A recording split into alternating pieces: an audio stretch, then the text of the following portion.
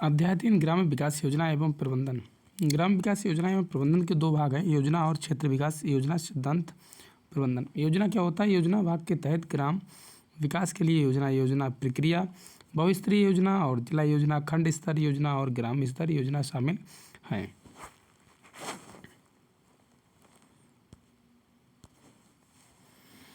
ग्राम विकास के लिए योजना, तो इसके लिए विगत कुछ वर्षों में ग्राम विकास योजनाओं को काफ़ी महत्व मिला है, जिसका कारण है कि विकास का लाभ समाज के अधिकांश वर्गों तक नहीं पहुंच पाना है। योजना की आवश्यकता क्या है? तो योजना समय सीमा के अंतर्गत निर्धारित उद्देश्यों के प्राप्त करने के लिए कार्रवाइयों की रूपरेखा बनाने की प्रक्रिया है। योजना निर्माण का अनिवार्य क्रिया है, क्योंकि इससे हम निर्धारित समय सीमा के अंतर्गत जो उद्देश्य प्राप्त करना चाहते हैं उसके लिए कुछ सुस्पष्ट कार्यनीति बना सकते हैं। योजना के दो वर्गों समृद्धि और वितरणात्मक न्याय में बांटा जा सकता है। यह समृद्धि का तात्पर्य है संसाधन उपयोग के निर्धारित स्तर पर समय के प्रति इकाई में उत्पादन में वृद्धि से है। उत्पादन में वृद्धि संसाधन की गुणवत्ता और मात्रा पर निर्भर होती है।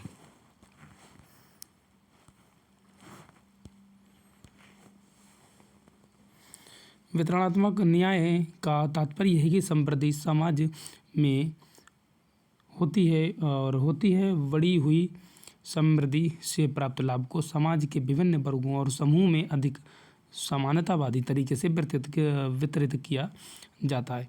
भारत में योजना की आवश्यकता, तो भारत जैसी विकासशील अर्थव्यवस्था की विशेषता आय और परिसंपत्ति की स्वामित्व में असमानता है। इसके अलावा क्षेत्रीय असमानताएं और क्षेत्रों के विकास से जुड़ी हुई समस्या भी है।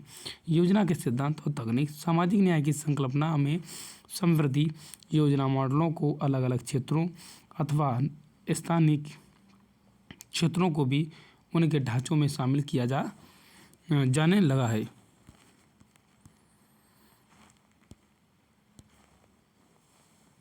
क्षेत्रीय विकास योजना सिद्धांत, औद्योगिक रूप से विकसित पश्चिमी देशों में क्षेत्रीय विकास संबंधी दृष्टिकोण मुख्य रूप से समृद्धमुखी थे।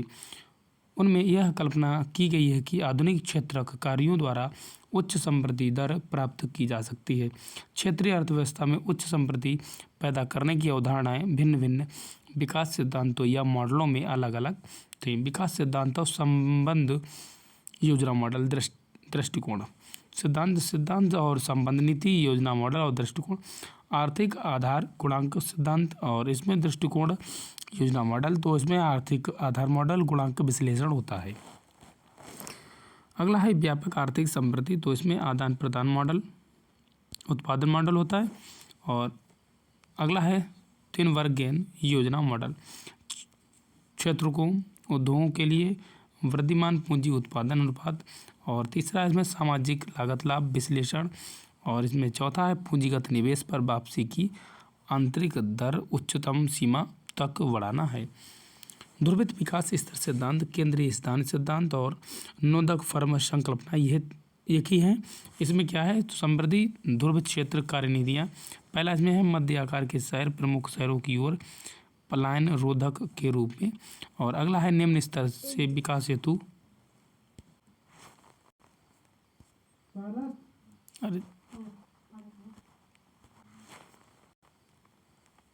निम्न स्तर से विकास हेतु केंद्र बिंदुओं के तौर पर निम्न स्तर पर जनसंख्या केंद्र, आधुनिक नव क्लासिकल और मार्क्सवादी अवस्था सिद्धांत, तो इसमें त्वरित शहरी आधार और द्विक्षेत्रक समृद्धि मॉडल, और तीसरा है बड़े पैमाने की पूंजी प्रधान संसाधन आधारित परियोजनाएं।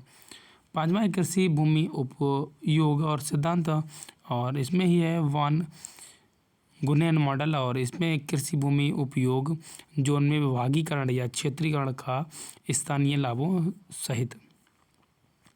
क्षेत्रीय अर्थव्यवस्था में समृद्धि आधुनिक क्षेत्र कार्यों अथवा समृद्धि ध्रुवों द्वारा विकास की प्रक्रिया का विस्तार कर उत्पन्न की जा सकती है।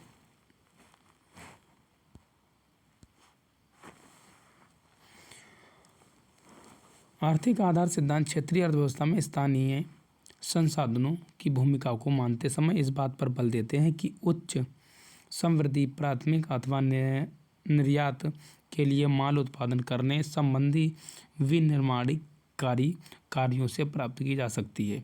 व्यापक क्षेत्रीय असंतुलन, आय की असमानता, समृद्धि के निम्न दर के साथ क्षेत्रीय कृषि अर्थव्यवस्था और अत्यधिक बेरोजगारी एवं अल्प बेरोजगारी विकासशील देशों के लक्षण। ग्राम विकास योजना की प्रणालियाँ, तो विशेषकर चौथी पंचवर्षीय योजना के बाद भारत में लघु स्तर योजना प्रणाली विकसित करने की दिशा में पर्याप्त काम हुआ है। योजना आयोग ने जिला योजनाओं के निर्माण पर बल दिया है और जिला योजना बनाने के संबंध में दिशा निर्देश एवं सुझाव भी दिए हैं। जिला योजना के निर्माण का उद्देश्य जिले के उप क्षेत्रों में स्थापित किए जाने वाले दीर्घकालिक आर्थिक कार्यकलापों और प्राकृतिक संसाधन का विकास संरक्षण करने के लिए भावी 15 से 20 वर्षों के लिए किए जाने वाले उपायों का निर्धारण करना है। आधारित संरचना सुविधाओं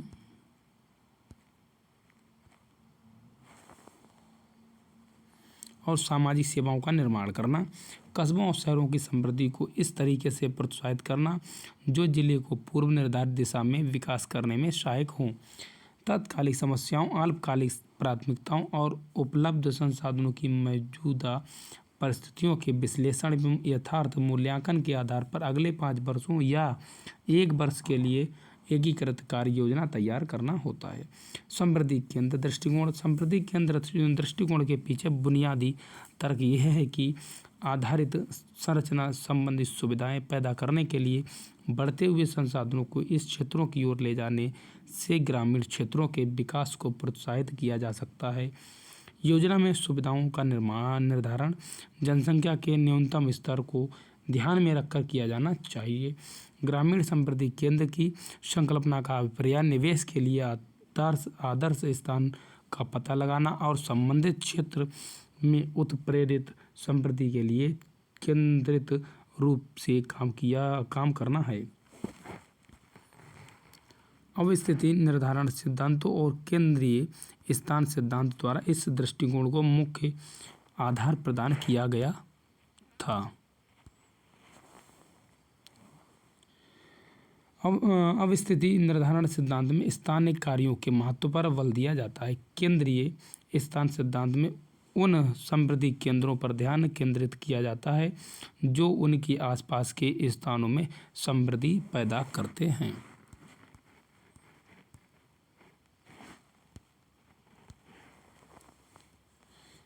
क्षेत्र विकास दृष्टिकोण। क्षेत्रीय विकास दृष्टिकोण समृद्धि केंद्र दृष्टिकोण का विस्तार है। इस दृष्टिकोण में आर्थिक समृद्धि प्राप्त करने में आर्थिक कारकों को ध्यान में रखा जाता है। क्षेत्र का एकीकृत विकास न केवल पर्याप्त आधारित संरचना नेटवर्क के विकास पर निर्भर करता है बल्कि इस बात पर भी निर्भर करता है कि स्थानीय अर्थव्यवस्था के कारकों को उत्पादन आधारित संरचना के लिए किस तरीके से सक्रिय किया गया है। यह दृष्टिकोण क्षेत्र की गरीबी को ध्यान में रखते हुए विभिन्न क्षेत्र कार्यकलापों के बीच और समृद्धि के स्थानिक पैटर्न के बीच भी संतुलन बनाए रखता है। एकीकृत ग्रामीण विकास दृष्टिकोण। ग्राम विकास दृष्टिकोण की समस्याओं और ग्रामीण निर्धनता की समस्याओं से निपटने के लिए सरकारी नीति के संदर्भ में ग्राम विकास की नई कार्यनीति एकीकृत ग्राम विकास दृष्टिकोण विकसित की गई है। छठी पंचवर्षीय योजना 1978 और 83 के प्रारूप में एकीकृत ग्राम विकास संकल्पना का उल्लेख किया गया है। विकास कार्यक्रम और परियोजनाएं। विगत कुछ दशकों में नियोजित और निष्पादित ग्राम विकास कार्यक्रमों को 2 भागों में वर्गीकृत किया जा सकता है, जैसे क्षेत्र आधारित कार्यक्रम और लक्ष्य समूहोन्मुखी कार्यक्रम। सघन गहन कृषि जिला कार्यक्रम IADP, सूखा प्रवण क्षेत्र कार्यक्रम DPAP और कमांड क्षेत्र विकास कार्यक्रम CADP और मरुस्थल विकास कार्यक्रम DDP ऐसे कुछ कार्यक्रम हैं जो कि इस क्षेत्र आधारित कार्यक्रम है। लक्ष्य समूहोन्मुखी कार्यक्रम जैसे एकीकृत ग्राम विकास कार्यक्रम IRDP ग्रामीण समाज के निश्चित वर्गों की तरक्की के लिए हैं। परियोजनाओं के लाभ और हानियाँ। तो इसमें उक्त परियोजनाओं के लाभ निम्नलिखित हैं, जैसे विशिष्ट जनसंख्या समूह और विकास संबंधित कठिनाइयों का पता लगाती हैं। बड़े पैमाने के प्रयासों का अनुभव प्रदान करने के लिए सीमित मात्रा में नवाचारी दृष्टिकोण का उपयोग करते हुए गहन सामाजिक प्रयोगशाला के रूप में कार्य करती हैं।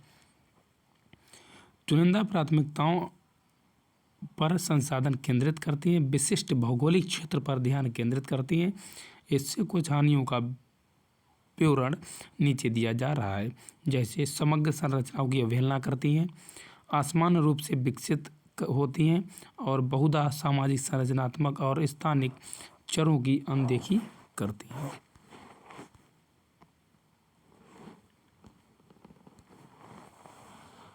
हस्तक्षेप की विभाजित इकाइयों के रूप में कार्य करती हैं, जैसे अंतः क्षेत्रों का सृजन करती हैं। सदैव स्थायी विकास करने में असमर्थ हैं। भारत में ग्राम विकास योजना वर्ष 1944 में कुछ प्रमुख उद्योगपतियों ने एक प्रलेख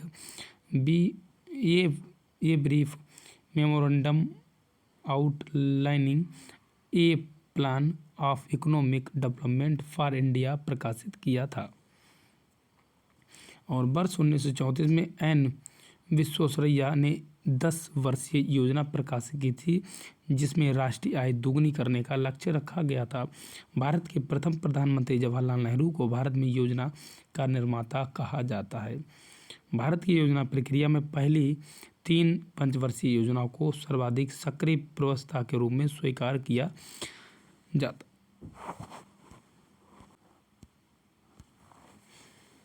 योजना के प्रारंभिक वर्ष पहली पंचवर्षीय योजना 1951-56 मूलतः कार्यक्रमों, लक्ष्यों और परिव्यय एक साथ रखने की सरल क्रिया थी और इसमें सामुदायिक विकास कार्यक्रम और राष्ट्रीय विस्तार सेवाएं शुरू करके विकास का मार्ग प्रशस्त किया। इस योजना को हैरोल्ड डॉमर मॉडल भी कहा गया है।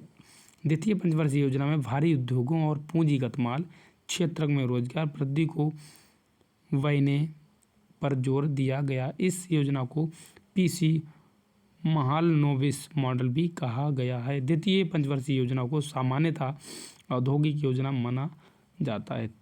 तृतीय पंचवर्षीय योजना की सूचीबद्ध प्राथमिकताओं में कृषि का प्रथम स्थान माना गया था। वर्ष 1966 और 1969 के बीच की अवधि को वार्षिक योजना व्यवस्था अथवा योजना अवकाश अवधि कहा जाता है।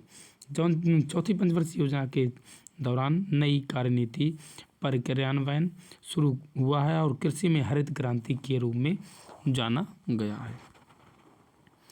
छठी पंचवर्षीय योजना 1980-85 में भी उसकी मुख्य लक्षण के रूप में गरीबी उन्मूलन कार्यक्रम शुरू किया गया। गरीबी उन्मूलन के लिए राष्ट्रीय ग्रामीण रोजगार कार्यक्रम, ग्रामीण भूमिहीन रोजगार गारंटी कार्यक्रम, बाद में जवाहर रोजगार योजना में इनका विलय किया गया। स्वरोजगार के लिए ग्रामीण युवाओं को प्रशिक्षण कार्यक्रम पर जोर दिया गया। पांचवी पंचवर्षीय योजना का दृष्टिकोण पुनर्वितरण सहित समृद्धि था। सातवीं पंचवर्षीय योजना में भी गरीबी उन्मूलन पर काफ़ी ध्यान दिया गया। इस योजना में उद्योगों के आधुनिकीकरण की संकल्पना पर पुनः बल दिया गया था। और आठवीं पंचवर्षीय योजना का मुख्य जो उद्देश्य था भविष्य में उच्चतर विकास दर के लिए महत्वपूर्ण सामाजिक लक्ष्यों को प्राप्त करना था। नवीं पंचवर्षीय योजना में उत्पादनकारी रोजगारों का सृजन करने एवं गरीबी उन्मूलन को ध्यान में रखते हुए कृषि और ग्रामीण विकास पर बल दिया गया। 10वीं पंचवर्षीय योजना में क्षेत्र उत्पादन को बढ़ावा, ग्रामीण क्षेत्रों में अन्य क्रियाओं के विकास, गरीबी उन्मूलन कार्यक्रम और गरीबी रेखा से नीचे के लोगों के लिए सार्वजनिक वितरण व्यवस्था पर बल दिया गया था। योजना प्रक्रिया निरूपित उद्देश्यों के प्राप्ति के लिए सर्वोत्तम मार्ग के चयन और विकास के सजग प्रक्रिया है। परिप्रेक्ष्य योजना दीर्घकालिक समय सीमा की योजना प्रक्रिया परिप्रेक्ष्य योजना है। परिप्रेक्ष्य योजना के ढांचे में दीर्घकालिक समय सीमा के लक्ष्य भी निर्धारित किए जाते हैं। भारत में न्यूनतम आवश्यकता कार्यक्रम MNP और निर्धारणता उन्मूलन 2 ऐसे उदाहरण हैं जिन्हें इस संदर्भ में देखा जा सकता है। पंचवर्षीय योजना भारत में योजना का मुख्य माध्यम पंचवर्षीय योजनाएं थी। वर्ष 1951 में पंचवर्षीय योजनाओं की शुरुआत हुई और लगातार 3 वर्षीय योजनाओं के बाद 1966-69 की अवधि में योजना अवकाश हुआ, जिसमें 3 वार्षिक योजना चलाई गई थी। पंचवर्षीय योजना 5वीं वाली जो थी 1974-1979 को 1 वर्ष पहले ही 1978 में समाप्त किया गया था।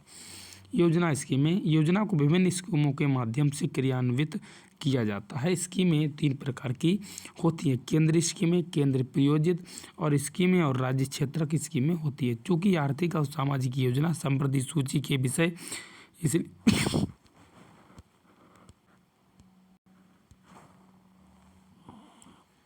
केंद्रीय योजना में भी होती है। केंद्रीय योजना 2 प्रकार की योजना स्कीमें होती है: केंद्रीय क्षेत्र की स्कीमें और केंद्र प्रायोजित स्कीमें होती हैं।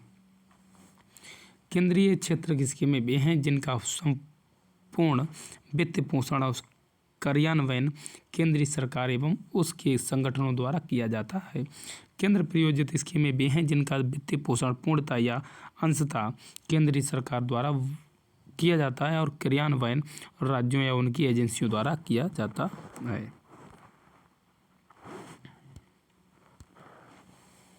केंद्र प्रायोजित स्कीमों के लिए केंद्र की सहायता की सीमा अलग अलग है। कुछ मामलों में यह 100% है, जबकि कुछ मामलों में यह 75% या 50% है।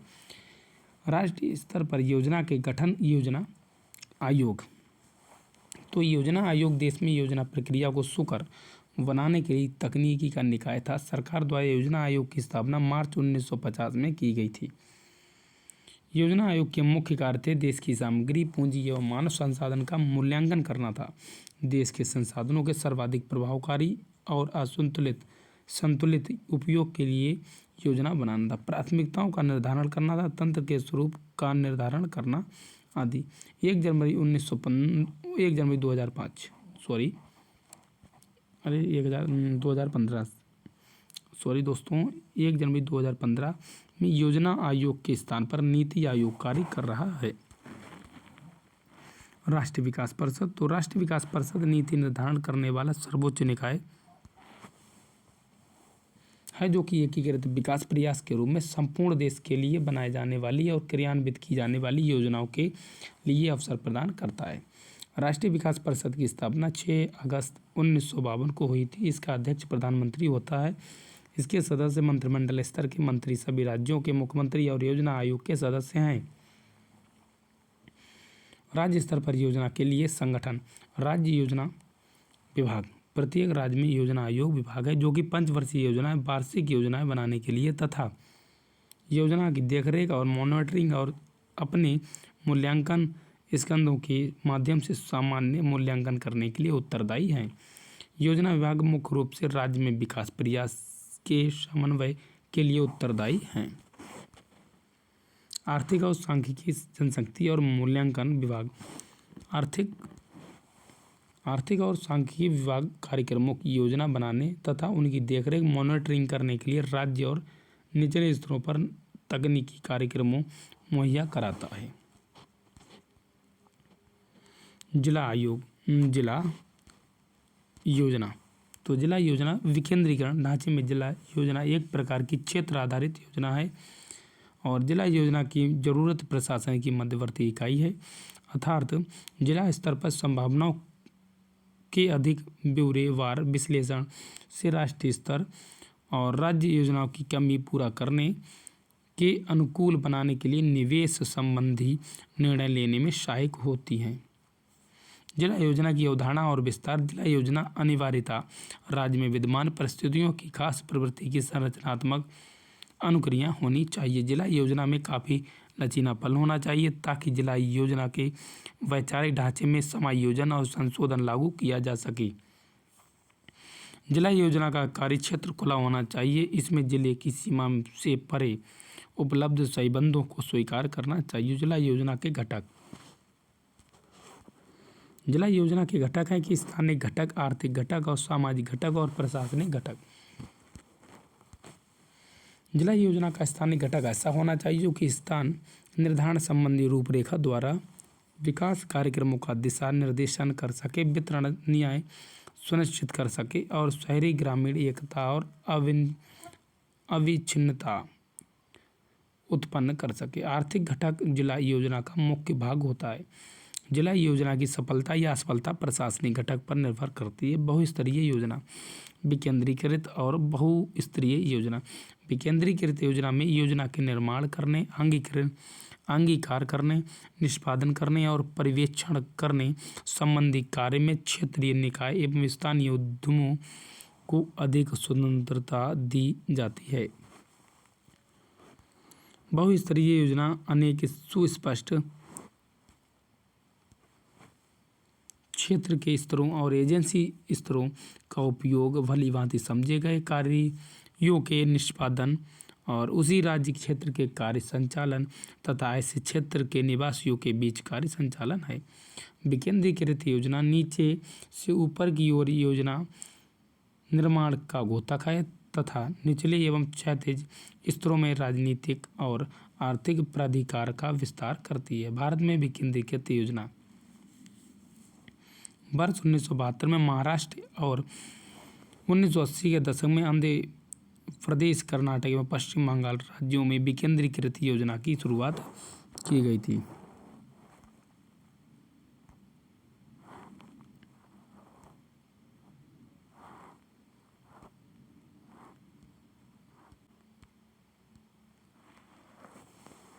पंचवर्षीय योजनाओं में विकेंद्रीकृत योजना लागू करने का प्रयास किया गया था। योजना का बहुस्तरीय ढांचा। भारत में संविधान के संघीय स्वरूप में योजना के कम से कम 2 स्तर संघ और राज्य होने चाहिए। बहुलतावादी सामाजिक आर्थिक परितंत्र